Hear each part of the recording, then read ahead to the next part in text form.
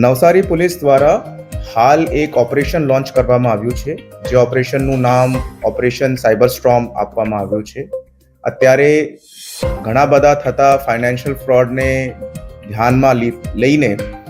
જિલ્લાના તમામ પોલીસના રિસોર્સિસને ભેગા કરાવીને આ એક ઓપરેશન સાયબર સ્ટ્રોમ લોન્ચ કરવામાં આવ્યું છે, જેની અંદર નવસારી જિલ્લાના 10 સાયબર ફ્રોડના કેસીસની પસંદગી કરવામાં આવી હતી અને તે પસંદગી દરમિયાન એ તમામ સાયબર ફ્રોડના કેસીસની અંદર 35થી વધારે આરોપીઓને આઈડેન્ટિફાઈ કરવામાં આવ્યું છે. આ તમામ આરોપી ગુજરાત, મહારાષ્ટ્ર અને રાજસ્થાન રાજ્યના ટોટલ 7 જેટલા જિલ્લાઓની અંદર રહેતા હતા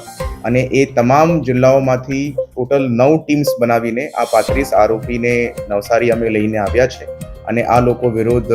કાયદેસરની કાર્યવાહી હાલ ચાલુમાં છે.